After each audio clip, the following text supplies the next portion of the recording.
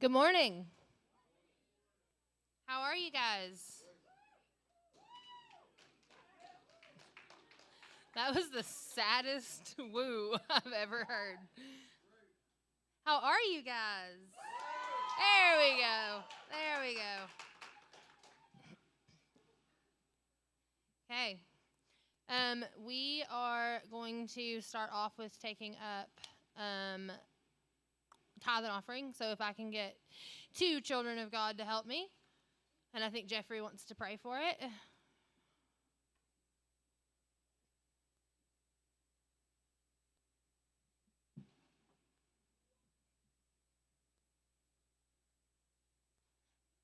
I think it's on the side. Here, let me see. Did you get it?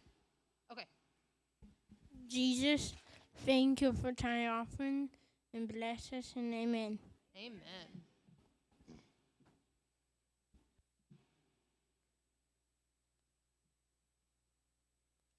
And then after they make the long journey to the back of the church, if you guys want to join us in worship, or join me in worship.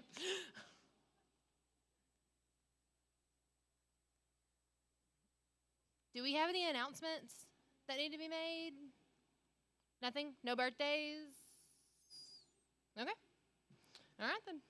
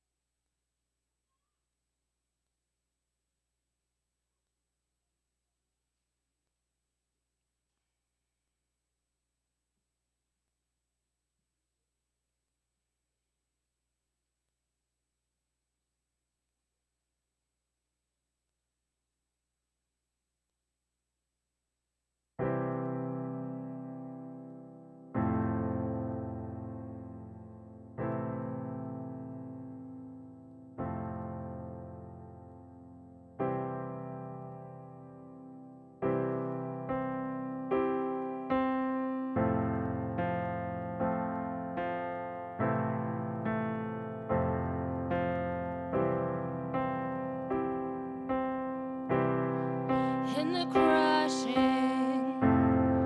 in the pressing, you are making new wine. In the soil I now surrender, you are breaking new ground. You are breaking new ground.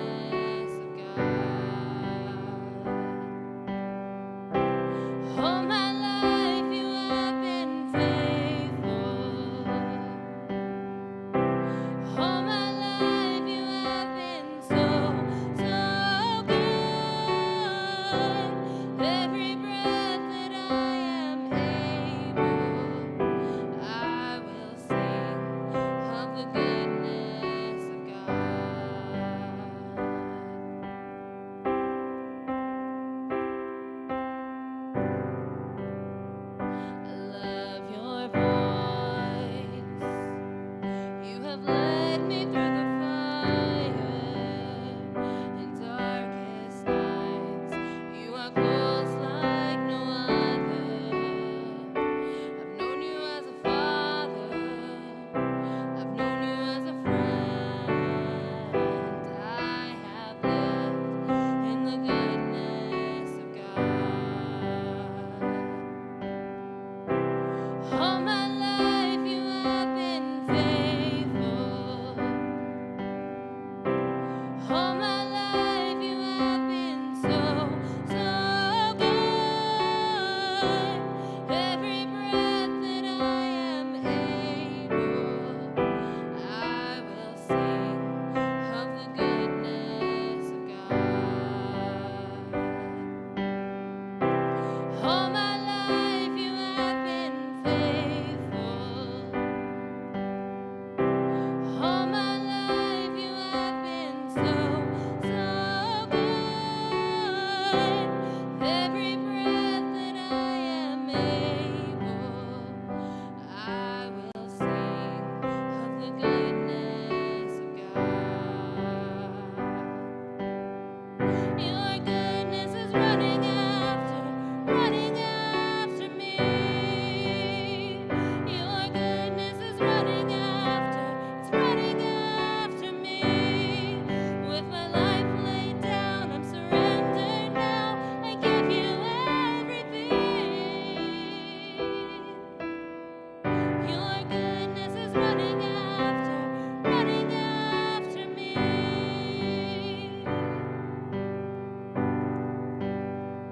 Your goodness is running after me. Your goodness is running after me. With my life laid down, I'm surrendered now. I give you everything. Your goodness is running after me. And all my life you have been faithful. All my life you have been so, so good. Every breath that I am able, I will sing of the goodness of God.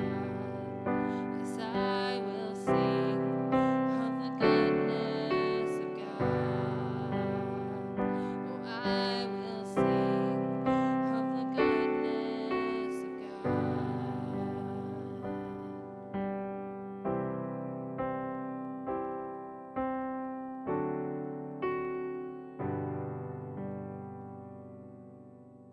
We can go ahead and dismiss Children's Church.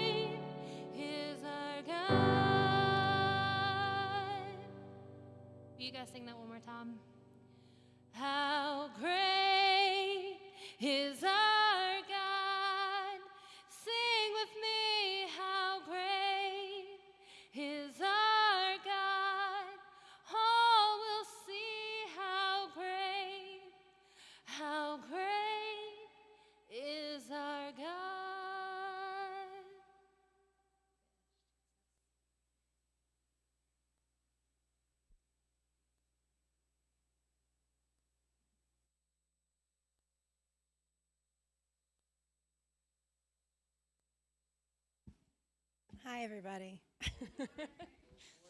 I'm just going to go ahead and let you know I'm super nervous right now, like shaking kind of nervous.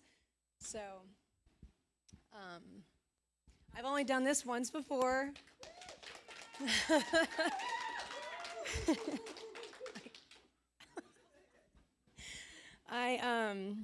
I did it for strangers, and amazingly, that was way easier than talking to the people that I love. It's so weird. I wrote down like 6 pages, and I didn't even open them when I did it. So I tried that again in notes, and we'll see if I use them. I do have some things I'm going to touch on, but really I'm just going to talk.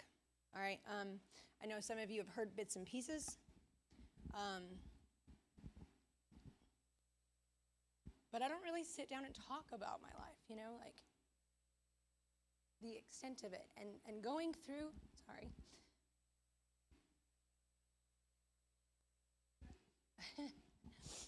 going through it to think about it really brings back things you forget about or try to forget about or sometimes convince yourself didn't happen.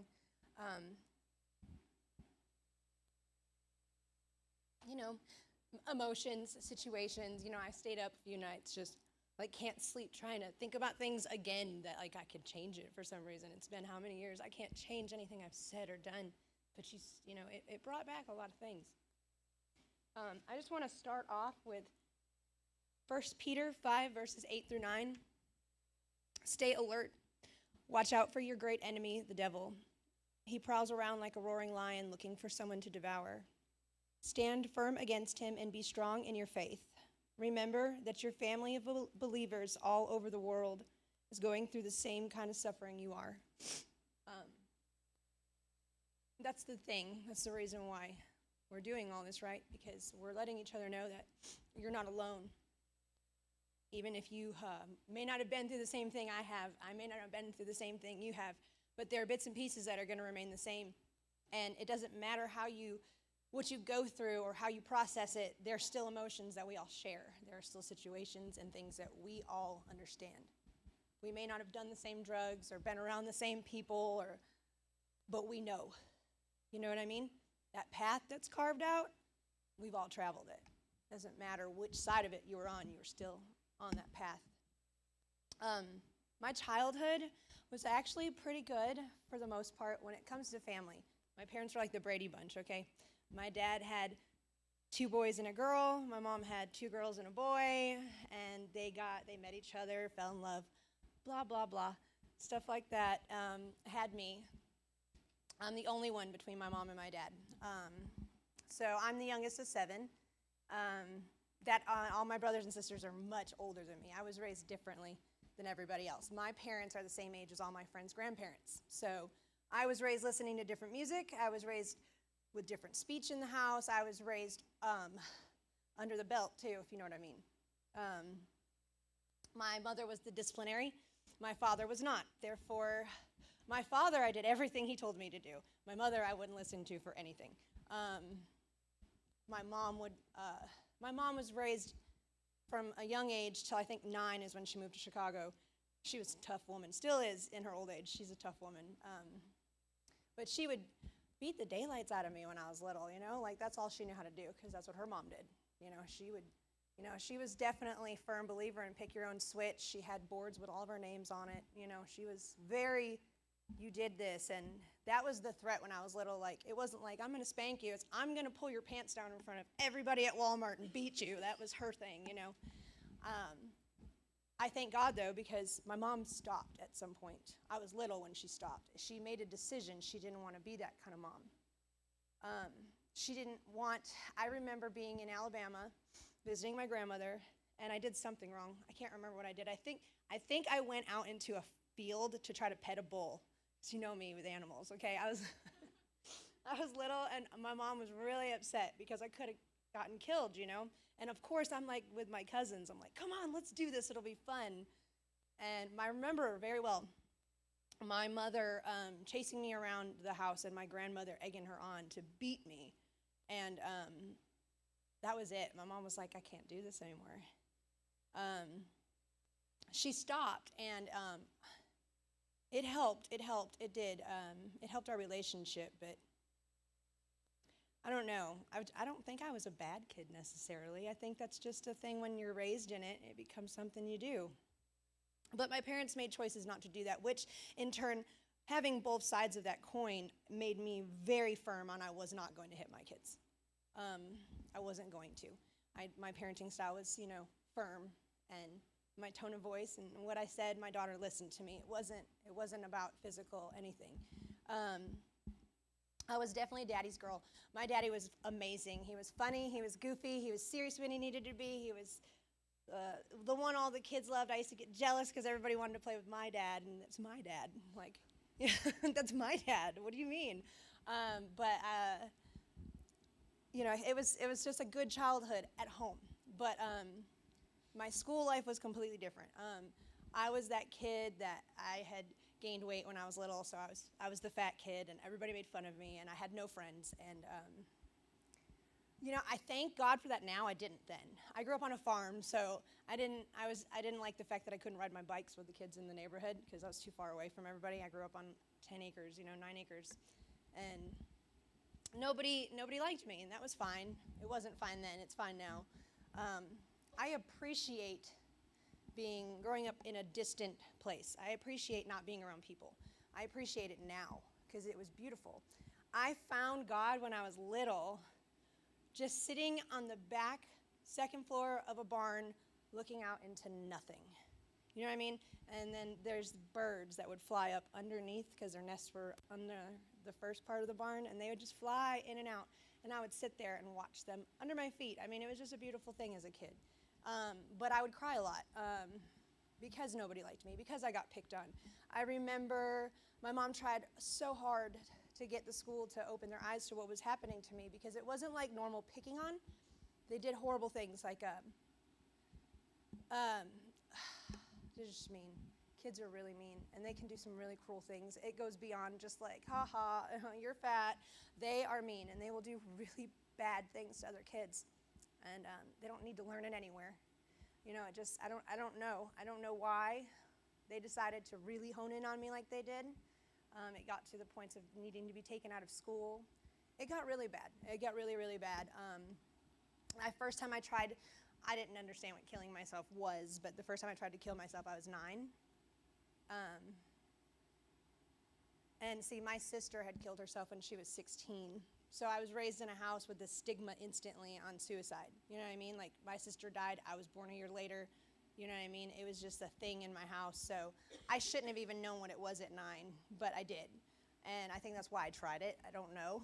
I was little. I didn't understand what I was doing. And I thank God I didn't understand what I was doing. I could have really hurt myself. But I was a depressed little kid. If it wasn't for how good my parents were to me, I wouldn't have made it. I would not have made it. I understand the influence other people can have on each other and on one person. It spreads really fast, and it can really hurt people. And I have spent my life trying to love everybody because the way that I was treated when I was little was horrifying. A little kid shouldn't have to go through that. And you know what's crazy about that, though? I just wanted those people who were torturing me to love me.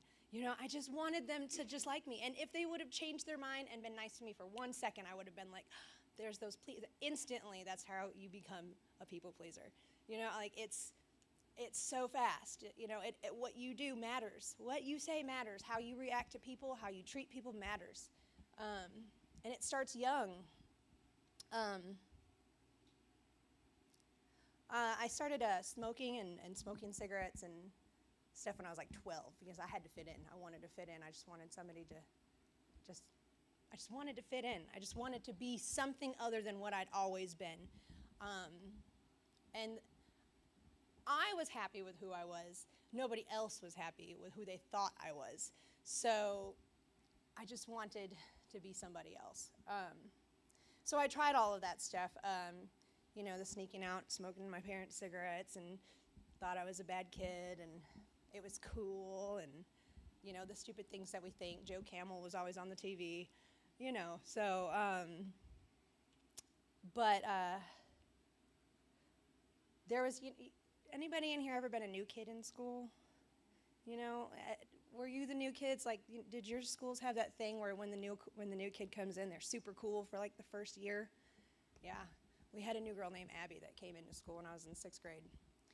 Abby helped change my life. Abby was a Christian. Abby came in and she was beautiful and she was smart and she was sweet and she was genuinely kind to people. And of course, all the boys liked her. The girls wanted to be her friends, and Abby wanted to go to church. So we all followed. And for the first time, I was invited because Abby was genuinely nice, and she wanted to be my friend. She wanted me to come with. She wanted to include me. She'd invite me to sleepovers at her house, and when her older siblings would pick on me, she'd stand up for me. She was just great. She brought me to my first youth group on a Wednesday night. And I thought I'd given my life to God. I found God, but there's that thing when you're little and you just don't really know what you're doing. I was there and I was talking to God and I was singing songs, I was listening to music, and I was watching teenagers, because it was a full group, youth group thing, bringing things up to the altar and putting them on the cross and all this stuff, and I didn't understand any of that. I was just happy to be there. I really enjoyed it. And then my mom was very open to, I wasn't raised religious. I wasn't raised in church. My dad was he was raised very Catholic. My mom was raised Baptist, and they didn't raise me that way. They both were like, we're going to let her do what she wants to do. But when we were in like Albuquerque and we'd be with my dad's family, every time we did anything, we'd pray. I don't know if you guys know anything about Catholics or anybody who is a Spanish Catholic. There's a difference between that, a big one. So my dad is Spanish. He's from Spain, Spaniard. Like, they were super Catholic. Like, there were bloody Jesuses everywhere. There were virgins. I mean, there were, like, it was a scary place for a kid, when you walk down a dark hallway and there's a gigantic crucifix with blood dripping off of it. And that's what I saw. That was my first impressions of God when I was little. Virgin Marys everywhere. My great-grandmother, when she died, she couldn't speak English. The only thing she could do is hand me a rosary. That was the most conversation I ever had with her. And my mom just never talked about religion. She just never talked about it. She didn't care about it. Didn't matter. But when I decided I wanted to know who God was, my mother was like, well, let's find him. She took me to, I don't know how many churches all over town. She took me all over the place till I found one I felt comfortable at. Nobody I knew was there. I just wanted to find God. I had a genuine innocence in me that wanted to find God. I was on the church choir. I helped out with the church daycare. I went every Wednesday and every Sunday, and I felt included. And then from that point, things just kind of turned in my life. That youth group that I loved so much, there was an older boy there that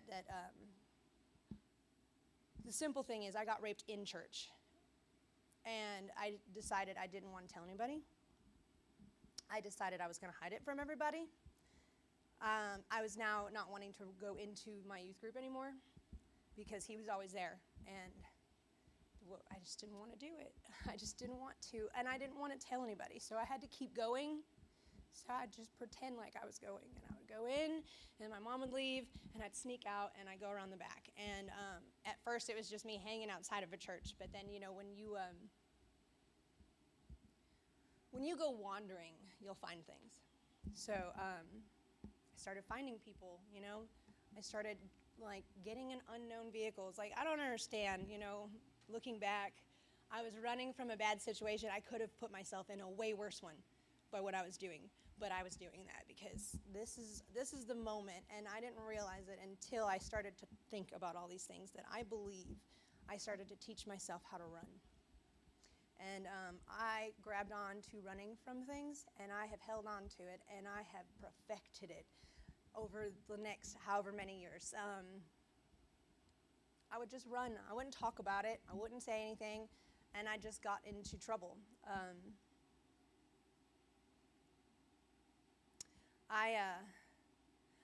My relationship with my mother was declining rapidly. my dad worked a lot, so at around this time he had just retired shortly before this, and I don't know. I guess I was caught up in my own mess. I wasn't paying attention.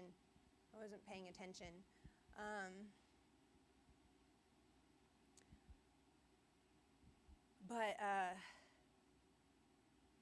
some things happened. My mom and dad, I don't know. So apparently my dad was an addict when he was younger, and my mom didn't know when they got together. She found out when I was 3. So there's this story I was going to tell you guys from my childhood, and the reason why I am still scared of water, I'm afraid to drown to this day. My mom sat me down when I was like 13 and told me that she brought up this memory that I have. I mean, I remember it like it was yesterday.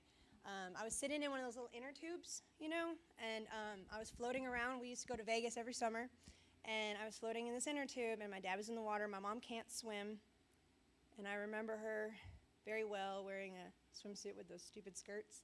You know what I'm talking about? And she would just hang out at the pool, and my dad would play with me. I was daddy's girl. And I remember slipping through that inner tube with my hands and my feet stuck in the air, and my head was stuck under the water. I remember being able to see my mom standing at the side of the pool screaming and jumping, and she couldn't do anything because she can't swim. And I was drowning. And I had to have been like 3 or 4 years old. I remember it so well. And I remember my dad saving me. I remember him pulling me out of the water. I remember my mom screaming at him. I don't remember what she said. I just remember that she was yelling at him.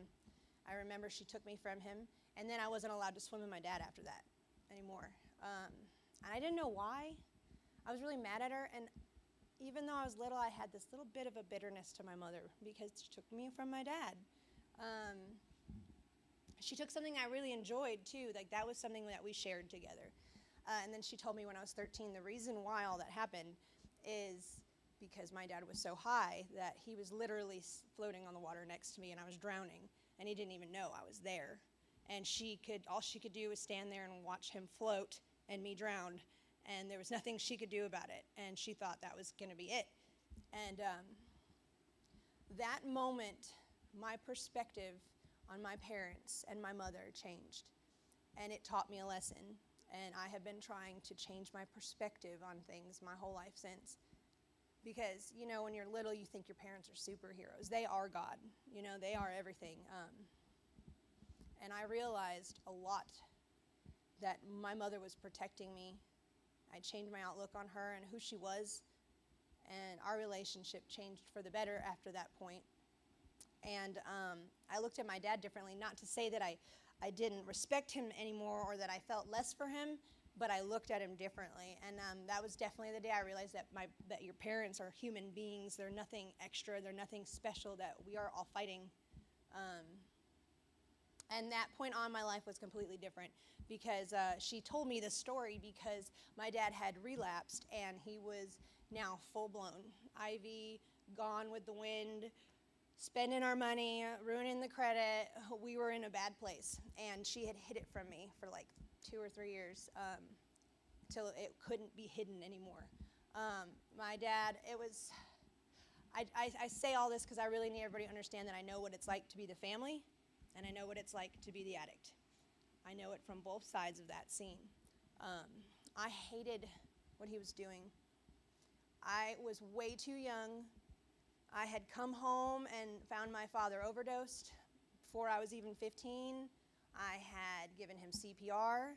I had to take him to the hospital. I had to visit him in the hospital. I watched him out of his mind multiple times. It wasn't him. I watched him change. And I have memories of don't get me wrong, at 15 I started doing hard drugs too. I was out there doing the partying thing in high school because there's a point of I wasn't always an addict, but I always did drugs, you know what I mean? I did things, but I looked down on my father at a certain point because I'm 16 and he was literally begging me for change, what kind of change you got in your pocket, baby? Oh, come on, give me your money, you know what I mean? And it's really hard to deal with. Yes, that was my daddy, and it was rough. And he stole everything we had, sold everything we had.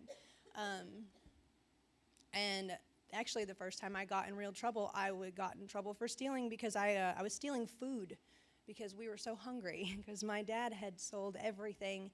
He had really messed up the whole family. I was stealing bread and frozen pizza from the grocery store, and I got caught.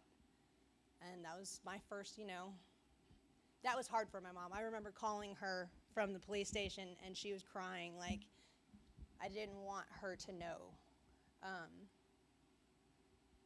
don't know. I guess my mom and I tried to protect each other a lot, which is another reason I like to tell my daughter things, because you got to have that open communication. But let's see.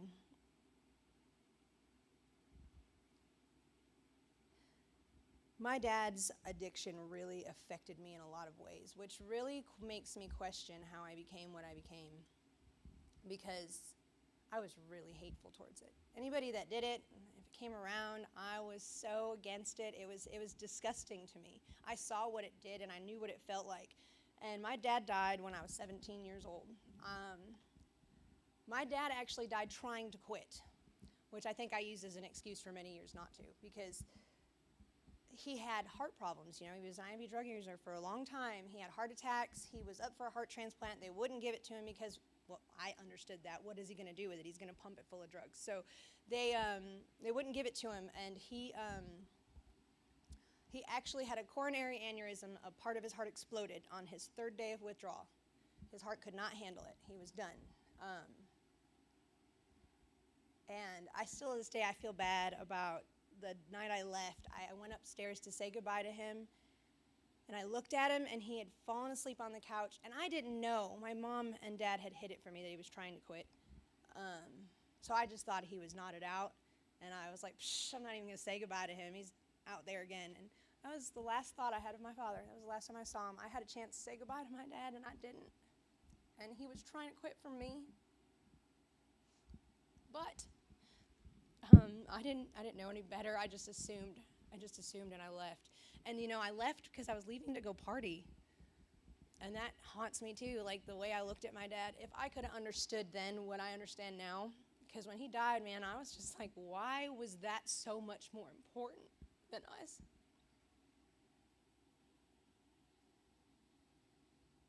And why didn't I tell him that? I never said it to him. I never told him how I felt about it. He knew I was angry, but I wish I would have at least told him something. I don't know if it would have made a difference, really. But it really left me broken. And at that point, I completely stopped believing in God. Completely. I was done.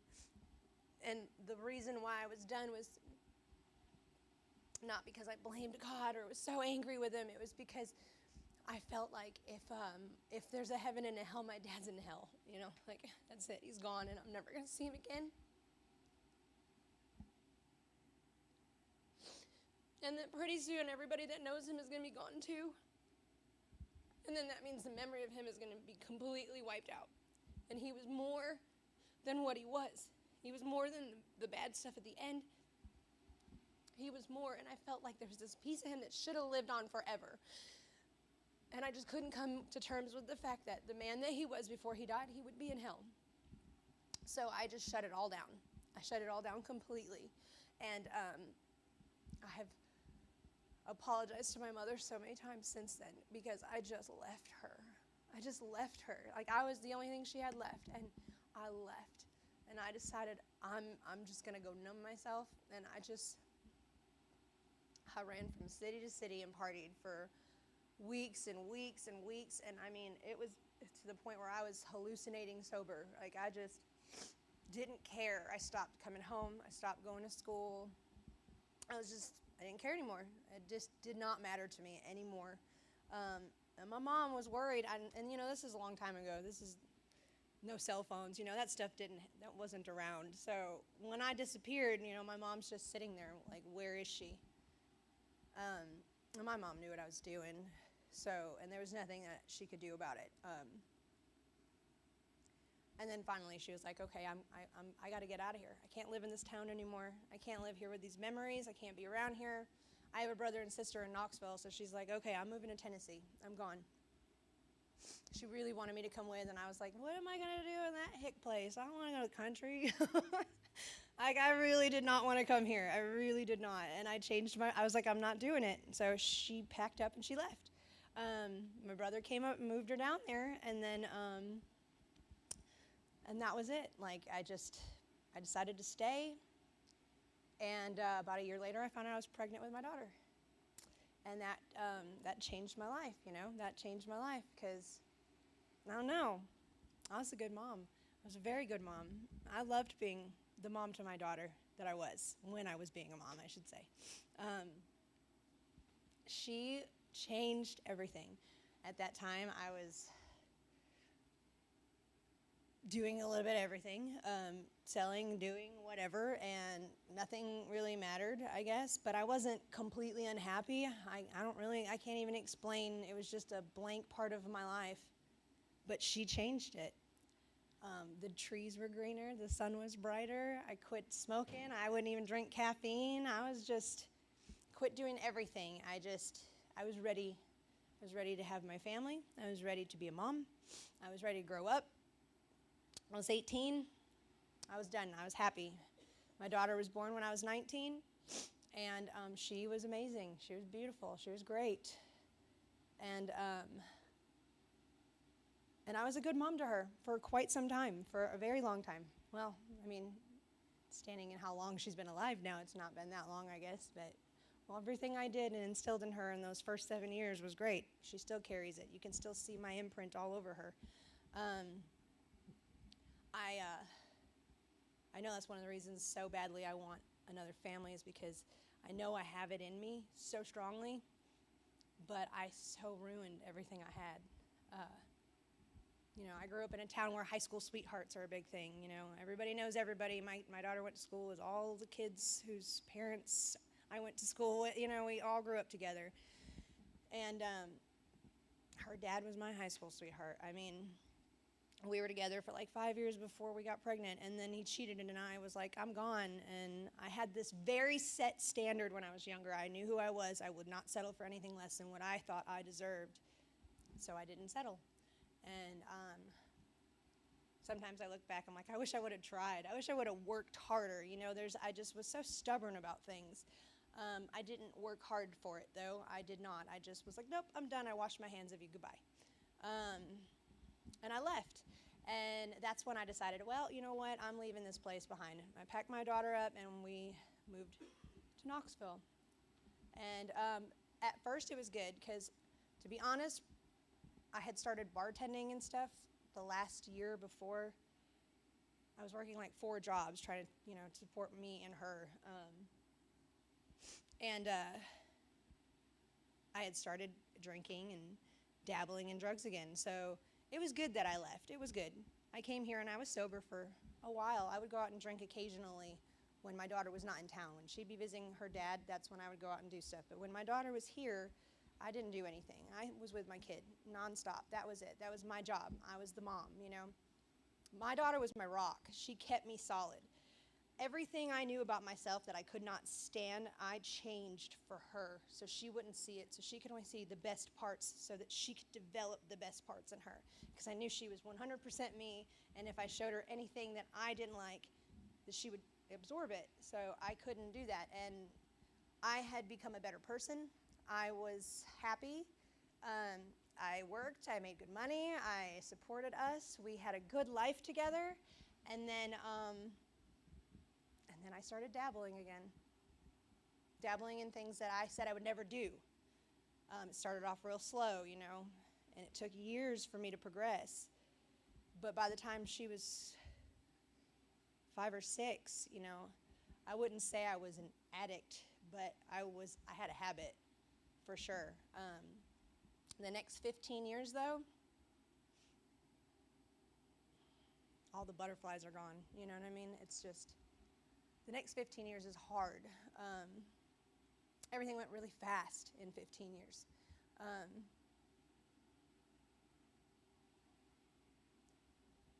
I made these plans because I knew me. I knew I needed to change. And then I guess I wanted to do a form of healthy running again. So I was like, I'm just going to leave the state. I'm going to go back to Wisconsin. That's what I'm going to do. So my daughter's first grade year, her dad and I talked. And he was like, yeah, I'll help you move back. Okay. So he came, he got her, he moved to Knoxville for a year, and then he was like, I can't do it, and he left, and he went back up to Wisconsin. And I was like, all right, I'm following. He was like, okay, I'll help you. He came down, picked her up when he got all of his stuff from when he decided to leave. And I was like, all right, give me a few months. I was going to get my GED. My lease was up in some month, and I was like, I got my best friend up north. We had it all planned out, and I got in this car wreck after work and busted my car up and tore my ankle up, and then I started to self-medicate because I didn't go to the doctor. I was already self-medicating, so I just increased my self-medication.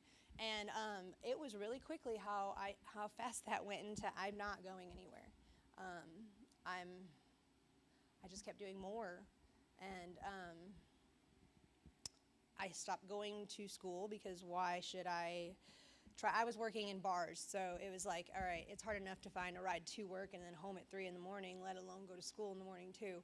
So I had to give up one. I had to give up the one that didn't make money, so I gave up school. And then it escalated quickly to I just had this horrible habit. I just was trying to not be sick all the time. Like, that was the goal. Like, but I made enough money to where I didn't have to worry about it. So, and to look back on all the money, all the things that I could have done with myself. Like, I was planning on a career. I was planning on all this and that. And I couldn't even get my car fixed. I couldn't do anything because I spent all my money all the time. I worked and worked, spent all the money. And then somehow, although it ruined my childhood, I became an IV drug user. And that went on for about 13 of those 15 years. And like, I don't want to blame any of this on anybody because I made my own choices. But I definitely met somebody that showed me a whole different way of life. There's a difference. I know everybody says the word functioning addict. There's no such thing because eventually it all goes to the same place. But there is a point of in the beginning, you're like, I got this. I can totally run all of this. I can do all this and be fine. I was still in that point. I was still kind of in that stage. I had not lost everything yet. And I met somebody who taught me how to live that way. I had lost my job for something really stupid. Really stupid. They found things on me that I was not supposed to have on me. And I was like, okay, that's fine, whatever. I made a scene and I left. I made a scene, I left, I went to another place. It wasn't long before something very similar happened there, and instead of them firing me, though, they were like, we're just going to suspend you for 2 weeks. I made a scene, made them fire me, and I left. And then I was like, well, now I can't work anywhere that I know I'm going to make good money, and then I was like, you know what, I'm just going to give up. I don't know where this stuff comes from. The thoughts that we have, but I did. I just gave up, and we just ran the streets, and that's just what we did.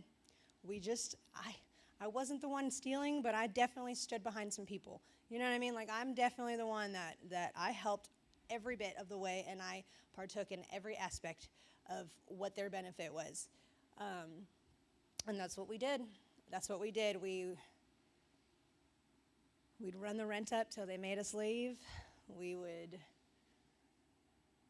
just did a lot of bad things.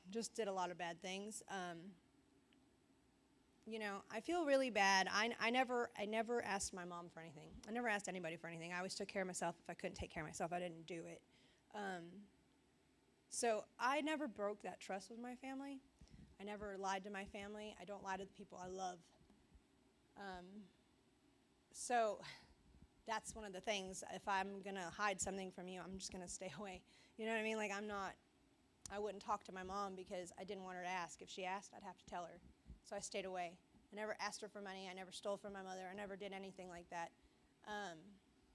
But my boyfriend, he asked his parents for money constantly, and they would give. They enabled. And I see where it broke their hearts. And I see where it just enabled him. And it enabled me as well. They would get us an apartment, and then we ruin it, like completely ruin it. Just live there for as long as we could, get money, and then go. And we would just run around until finally we were living in hotels, and you know how expensive that gets. I decided finally, after being there for so long, I had been painting houses and I was making good money again, and it was all getting spent on something else, though. I had decided that what I was going to do is I was going to quit. But he freaked out. He was like, no, you're not going to quit. You can't quit. You can't leave me out here like this. Okay.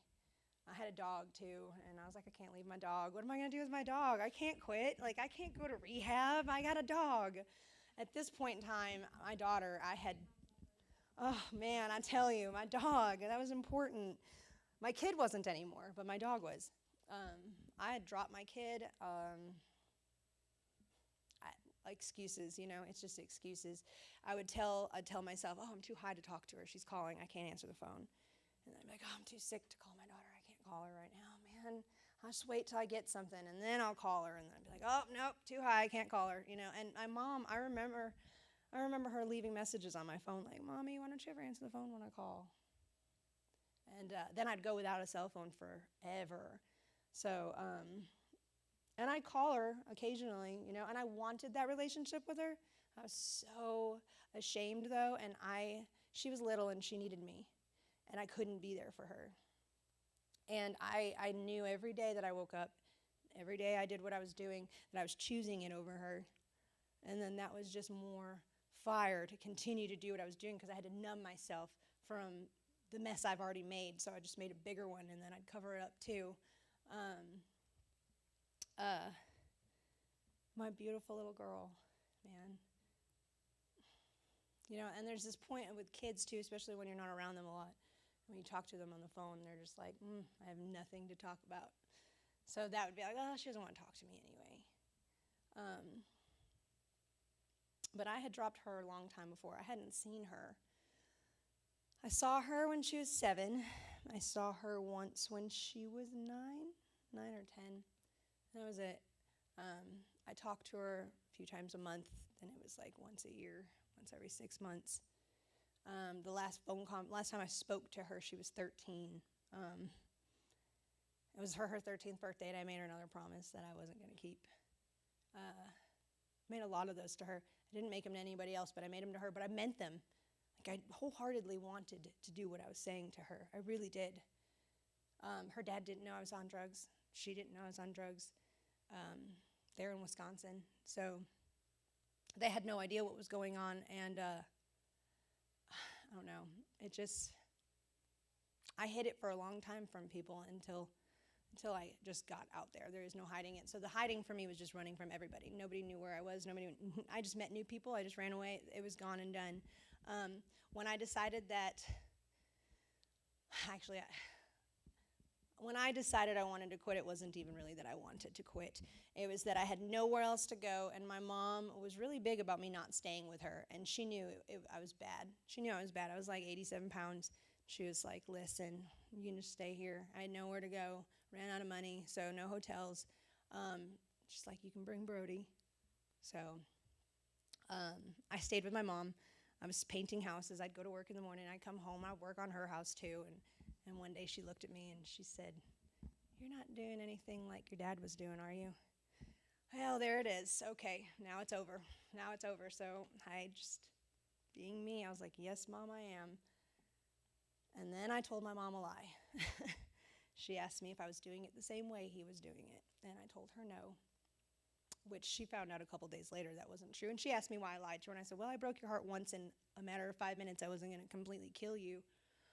But we had a long talk, and she was like, you have no excuses. I have Brody.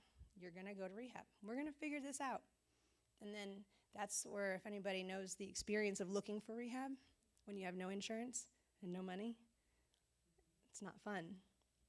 I called all kinds of places. I did set up for a grant from Helen Ross McNabb, I think it was. It didn't work out, though, because I made stupider choices in between. I had made all these choices. The guy that I was with, we weren't like fully together anymore, but we were always together. He picked me up for work, and I told him I was going to rehab, and he freaked out. And I was like, well, I guess I just need to stop being around you completely. So that's what I did, and I decided that I was just going to separate myself. I called my boss. I asked him to separate us at work. I was like, I need to take a couple weeks off. I told him that my mom's going in for surgery, and I'm going to take care of her. And then I made these choices. I had a friend, somebody that I thought I knew. Like, I thought I did. Like, my nephew's 4 years younger than me. It was one of the kids that he grew up with. I knew him since I moved to Tennessee. And I decided, okay, he's like, I don't even do the things you do. You can come to my house, and I'll lock you up. I won't let you out, you know what I mean? You can come here, and you can detox. You can sweat it out. I don't even do that stuff, so it won't be around. You'll be fine. I'll help you. I'll help you. You can bring Brody.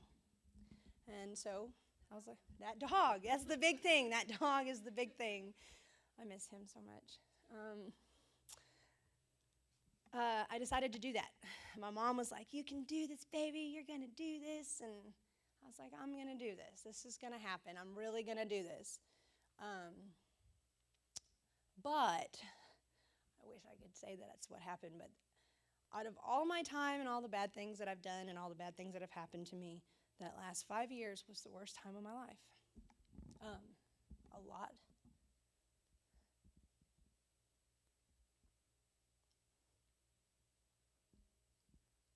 I'm really lucky that I'm standing here. Because I had met that lion, the one that's pretending to be the Lion of Judah, who's not really, who wants to trick you into believing him, but he wants to kill you. He wants to devour your soul. I met him face to face in the flesh, because I should have taken what he said really seriously. When he said, I'll lock you up. I'll lock you up, and you'll detox. So I met a boy, and I went to his house, and I thought I was safe, and I thought that I was going to detox, but instead it turned into, he was nuts. He was just nuts. He had lost his mind completely. And then I had introduced him to IV drug use, so that had made him lose his mind more. There were people in the closet, and they were always conspiring. And so I would get locked in the closet a lot. So that's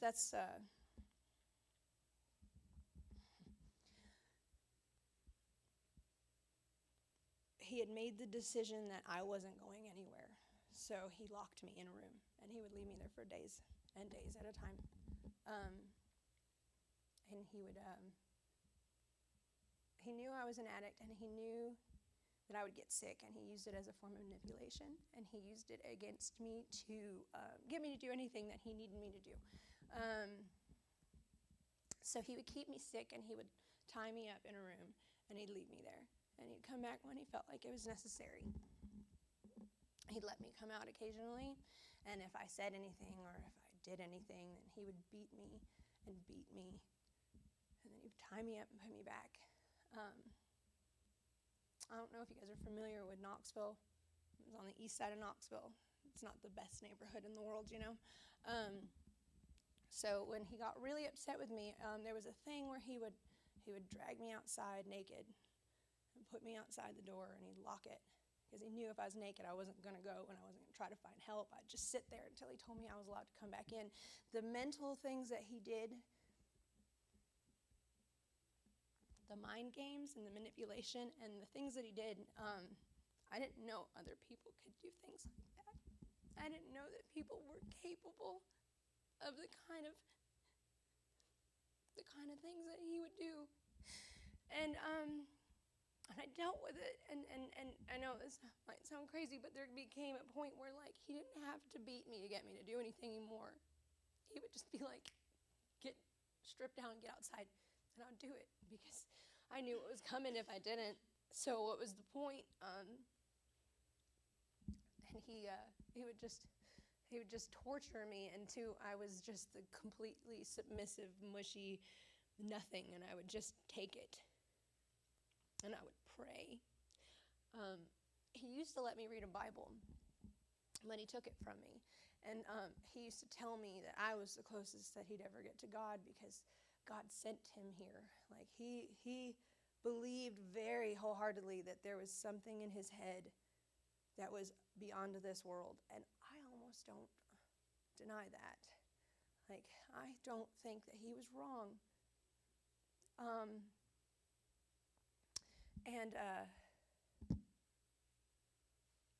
It was really hard. I used to pray a lot about just please take me out of here. Like, what help me? And then sometimes, people, he had a house, and he rented rooms to people. And at some point in time, he started to at a certain point in time. And people would come in, and he'd rent them rooms. And I wasn't allowed to leave the room. I had to stay. I was no longer locked in the closet anymore, but I never was allowed to leave the bedroom. And I stayed in that room unless I was told I could come out or speak. And people would rent these rooms, and they would hear everything. And nobody would do a thing about it. Not a thing. Nothing. And, I remember men renting rooms and being like, I would never let him touch you. I would never. And I remember getting out of that room one time, and I was banging on one of our roommates' doors, begging him to come help me. And it was because he was threatening to kill my dog. Not me, my dog. And he wouldn't. I heard him lock the door. And then I got severely beaten for that one, so I stopped. I didn't do it again. There was no point to it. There was never a point to it. Nobody cared. They were all just there because they needed what he had, and he knew that.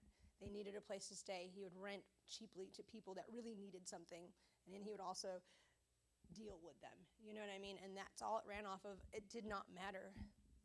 And there's that pathetic look people give you, that oh, you poor thing. But nobody says anything, and nobody does anything to help, and nobody cares. Sometimes people would slide me food under the door.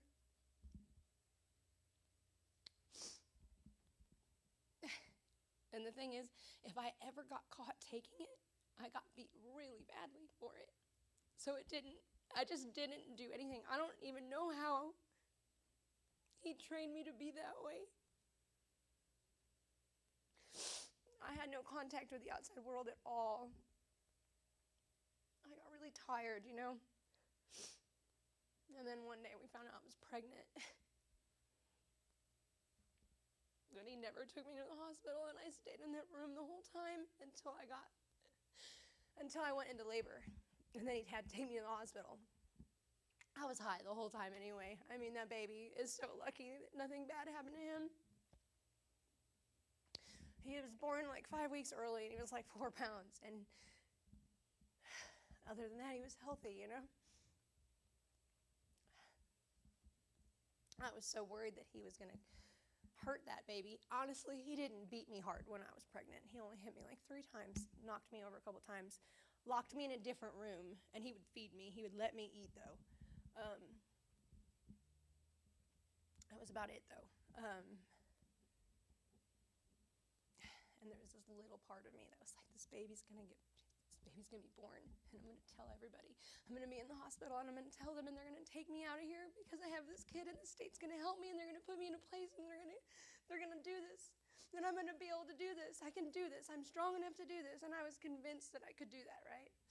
And then when we got to the hospital and the baby was born, they took the baby, So then it was I wouldn't leave the baby's side until they made me.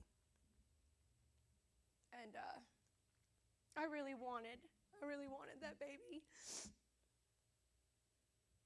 But I didn't deserve the baby. But I really wanted that baby. And even though it was only 2 weeks, I loved him so very much. And then him being the person that he is when DHS was talking, he threatened her. So then there was that. I had visitation his sister took the baby, and where his sister knows him, she had stated to the court that he is violent and dangerous and should have nothing to do with the child at all, that she didn't mind me seeing him, but she didn't want me to have anything, I couldn't have anything to do with him. And in court, I lied, and I said that I didn't have anything to do with him, that we weren't together, and she stood up in court, and she called me out and said that I was lying. So then they took away my visitation rights to the baby. I could see him, but I had to pay to see him. You know, you have to go through the mediator. And it was right when COVID hit, too, so all my court dates kept getting pushed back, and it was really hard to get into parenting classes. It was really hard to do anything, and it wasn't long before I gave up. I stopped doing drugs. I was doing what I needed to do to maintain certain things. I had prescriptions that were legal, that I could, whatever I needed to do, I tried to do. He went and got a cell phone and allowed me to use it for an hour a day to call people that I needed to get in touch with so that I could try to get our kid back. Which is a really good thing I didn't, because if I would have gotten him back into the house, it wouldn't have been good anyway. He even went as far as to build an extra room into the closet so that he could hide in the closet so they could come and check the house. Like, he was just, I don't know. But one day I got served court papers that they were suing me for my rights. And of course, that was my fault. We hadn't lost him officially yet, but the fact that they wanted him, it was my fault. So I don't remember a lot of it. I remember the argument that started, and then I don't remember the actual beating, but he broke my ribs and my nose and sliced, I don't know what he hit me in the face with. I'm surprised I don't have more scars than I do. I'm surprised my face healed. My lip was split, cut all the way through. And I was covered in blood. And I just remember him putting me outside in my underwear. And now when I say covered in blood, I mean I was drenched from head to toe in blood. And there were people that rented for the rooms, and they heard all of this going on. Nobody said anything or did anything. And this time, though, when he put me outside, I sat out there, and I didn't just sit. It's the first car that came by. I ran out in the middle of the street, and it being the east side, they just drove right by. But for the first time, they called the cops. The neighbors, they all knew each other. They'd sit, and if anything, they'd go pop popcorn and listen. You know what I mean? Like, they didn't care. But this person, they didn't stop, but they called the cops. And within an hour, they were there. And I lied, of course. I told them he was not there. And at this point in time, he was out of his mind high in the bed. And he was still mad at me, in and out. And I was more worried that if I told him he was there, what kind of consequences am I going to get for that? So I said, he's not here, he's not here, he's not here. And they left, and they came back. And at this point, 2 rooms, the people that lived in those rooms had left. They were like, we're not, they walked out while all of the fighting was going on. They saw me run out into the street, but they didn't do anything. They didn't do anything. But the one small, skinny, nerdy kid that was staying in one of the rooms, the cops came back, and I opened the door, and they asked for him. And he said, he's in the back room. He's back there. I'll take you to him. Let me show you where he's at. And they literally had to drag him out. He broke his foot kicking me in the ribs. So they had to drag him out and carry him. And he went to jail, and I was like, this is it, okay. I'm going to pack my bags. I'm going to get out of here. I got his phone because he's gone. I got on Facebook. I got in touch with a couple people, and they were like, we're on our way. But I didn't know that when you get arrested for domestic violence, they don't arrest you. They hold you for 12 hours, and they put you back on the street. And I wasn't ready for that. So he showed back up, and then it was, but I wasn't in trouble because now that he knew what he did. You know what I mean? He knew what he did. He came home. He apologized, and he was like, if you want to leave, I understand completely. But then he took the phone. so I can't get in touch with anybody. And then all he had to do was just coerce me enough to get me back in the room. Then the doors are locked, and then it was my fault. And then, I broke my own ribs, and I broke my own nose, and it was all me trying to make him look bad and whatever. I don't know. Right around that time, we were also served with papers that the house was getting foreclosed. So, but this point in time, I couldn't see it at that time. But looking back at this moment, things started to change in a sense that I can look back now and I can literally see that God took this bad situation and this one and this one and this one, and he used this one to get rid of this one, and then this one to get rid of this one, and this one to get rid of this one. And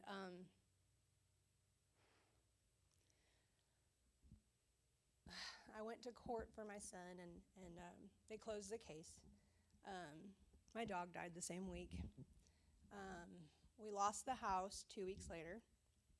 And in doing so, we had met these people. We were selling everything that wasn't tied down, everything in the house. We stripped that thing bare. And there was a girl that was somebody introduced us to that was, I don't know the way to say it. She was a big-time dealer in the area, and she bought everything. And she was really nice. I mean, she was a kind-hearted person. She would buy, she bought all of our stuff and gave it to other people. She took care of the homeless people in the neighborhood and stuff like that. And she was a nice girl. She was a bad girl, but she was a nice girl. And she was like, if you guys need somewhere to go, you don't gotta, we were gonna use some of that money for a hotel room or something. She's like, you can come stay with me. I got a room. Okay, cool. So it wasn't a room. It was a crawl space. It was literally a crawl space, which I was happy with it. It was a roof, you know what I mean? We stayed in a crawl space under her house, which would flood when it would rain. There was no heat, there was no air, and there was no water. It was just a tiny little space that you literally got down, crawled in, and it was cement. I stayed there for 6 months, either there or in the little wooded area where the homeless camp was across the street. We did that, and I was okay with it. I didn't get beat as much there. It was different. There were really bad people there, really, really bad people, and they were all my friends, but they were bad people. And he was scared of those people. He was scared of all of them, and especially the women that were there. Everybody had guns. Everybody was mean. There was more than him. So it was just an occasional this or that. It wasn't like it was before. Which they knew something was going on, because if I didn't come upstairs or come around for a week or so, or if I had a bruise, they knew what was happening.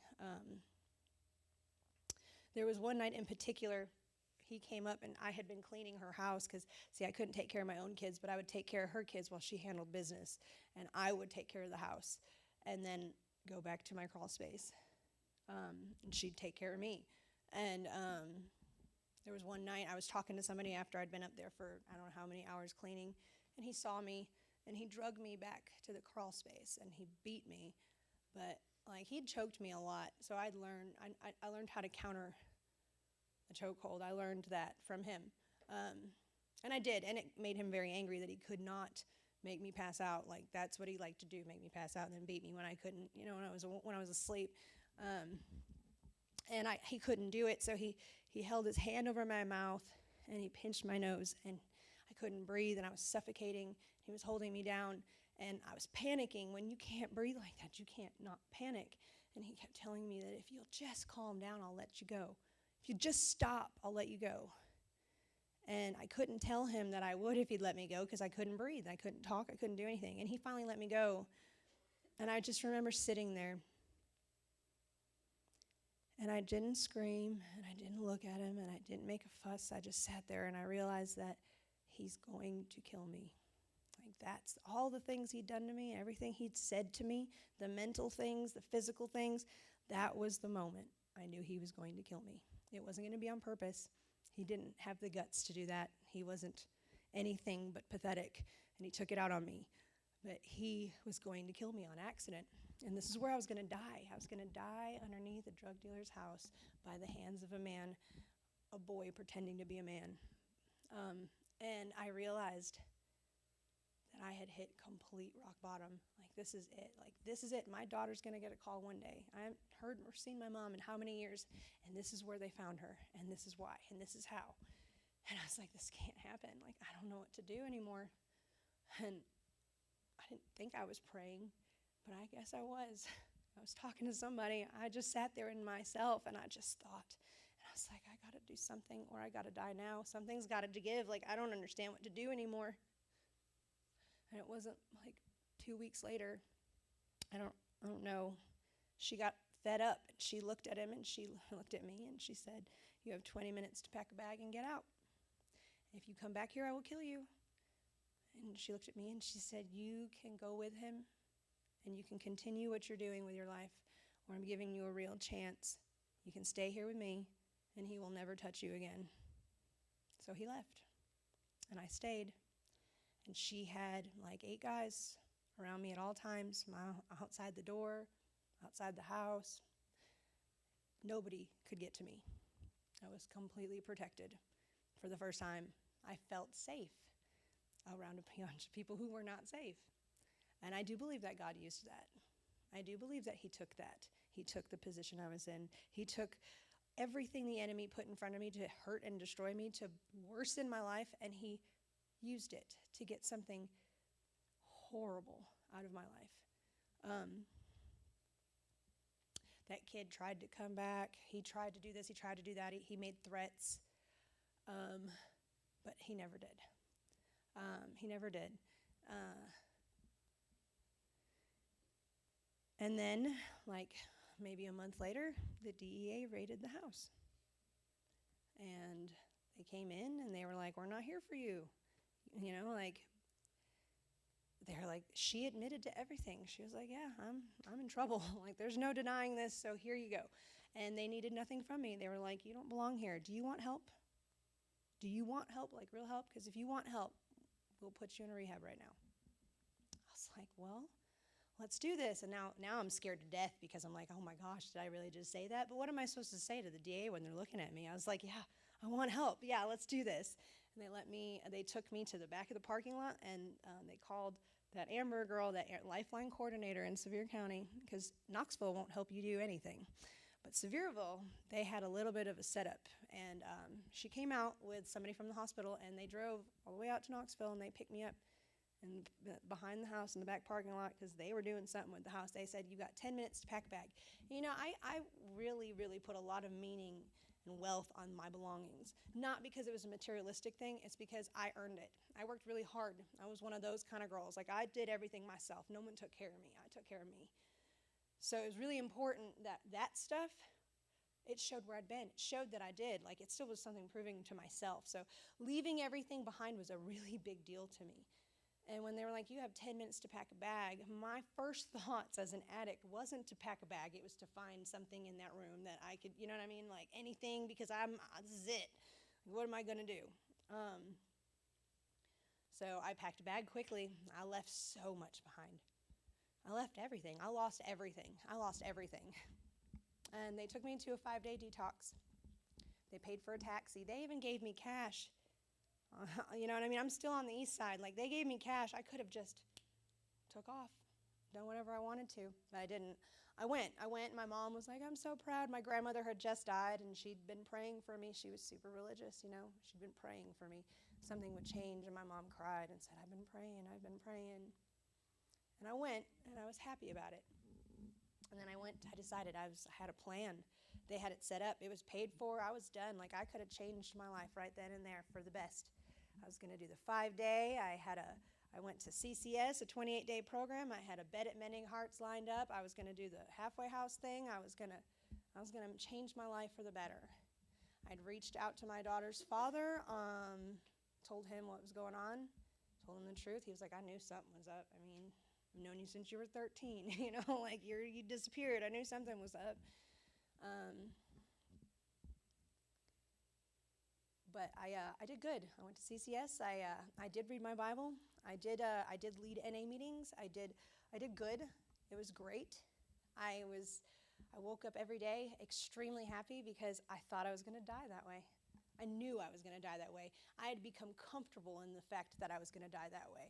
And it was okay. Like, I never thought I would wake up and be sober.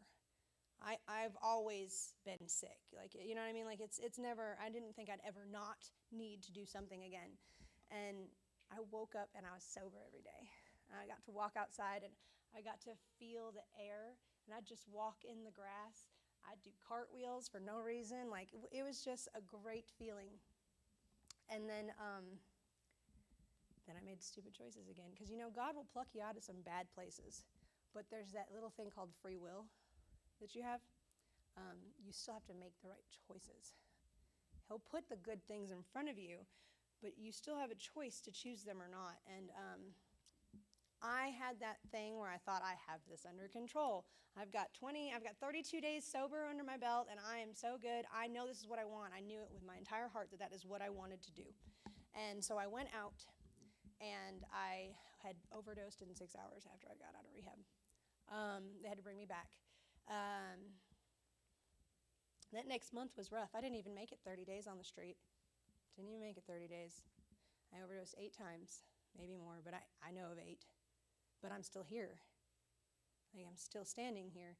That's a lot in 30 days. Like, that wasn't even how I was out there before, but in that 30 days, it was, I just know I'm here for some reason. I ran the streets for a little while. I left the state. I went to North Carolina. I thought, you know what, I'm just going to leave. I don't know anybody. I'm not going to be around anything or anybody. I'm not going back to Knoxville. I'm not going here. I'm not going there. And I found it. And I just wound up on the Indian Reservation in Cherokee, which is not good either. And I just made some really horrific decisions. And God plucked me up from it. And he put me in jail. And he said, here you go. You're going to sit here. I gave you a chance, and you messed it up. But you're going to sit here. And I would talk to my mom on the phone, and I would tell her, you know what, it's okay. This is where I need to be. It gave me time to think, gave me time to sober up again. I didn't know how long I was going to be there for. By the grace of God, I was bailed out after 3 months, and I applied here while I was there. And I made that choice on my own. I made that choice because I remember on the application, I remember they asked you a question about, why do you want to do a year program? What is it about a year? Because I can't do 30 days. I don't trust myself. I don't have anything in me that will keep me from wanting and doing all the things I was doing. I had lost myself completely. And then somebody else took pieces of me that I'm still working on getting back. And I'm probably going to for a long time.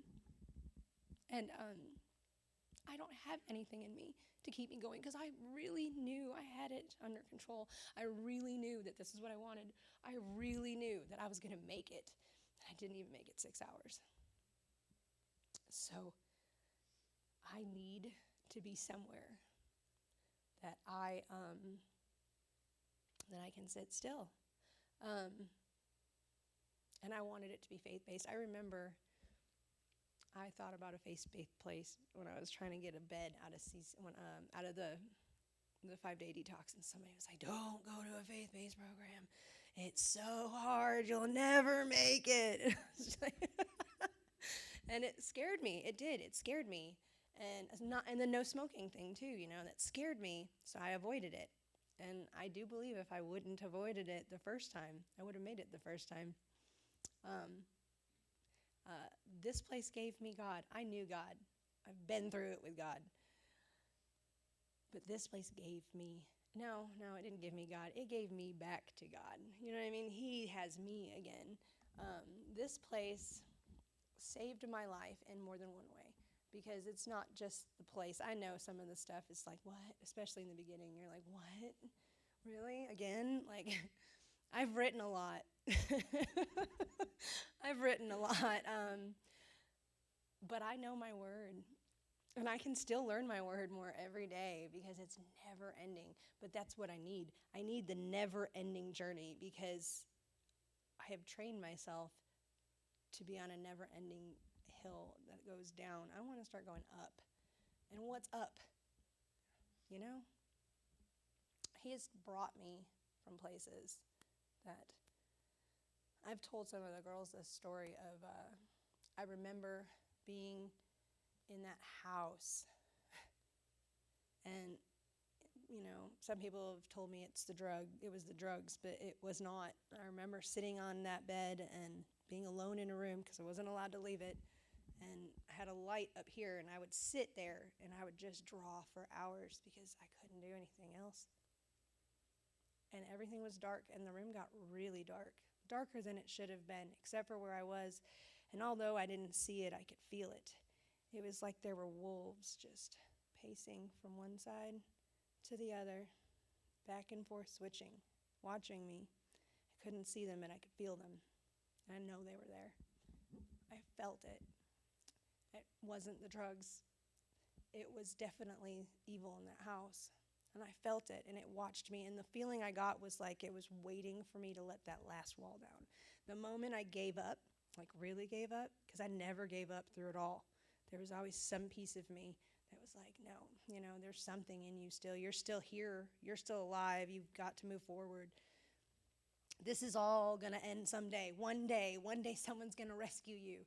But you got to stop taking it off. Someone's going to rescue me, because the only one who can rescue you is you by trusting him. I don't feel those wolves anymore, but now God talks to me instead, But I'll remember that forever, that feeling. This place taught me how to listen and talk to him, because that was something I couldn't do on my own either. There's a point of hitting your knees that is beautiful. Brittany and I sat and watched people worship last night. We just watched other people and their beauty in it, because the relationship that you individually get with the Lord is what you're here for. Because what you've done is done. You know what I mean? Don't do what I did a few days ago and lay in bed like, oh, why didn't I say this? Why didn't I do this? That stuff is so gone now. You have so much ahead of you. And this is just the beginning. It's not even the beginning. You already began.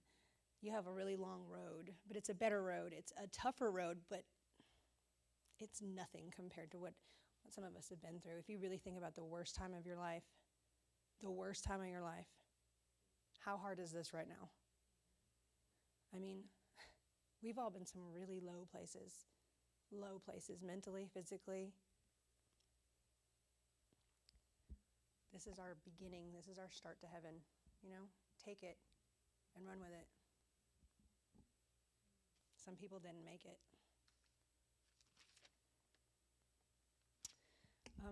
That's about it. I love you all. Thanks for letting me ramble.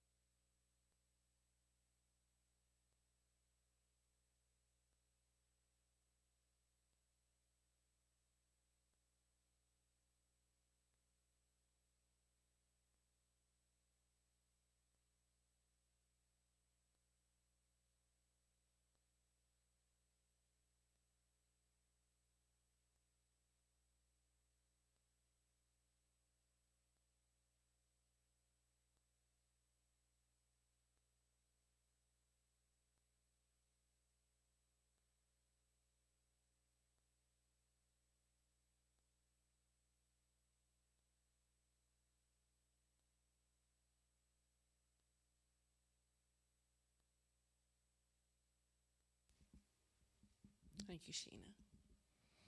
God's amazing. Lord Jesus, you are amazing. You are so amazing. You are so beautiful. You are so faithful. You're faithful.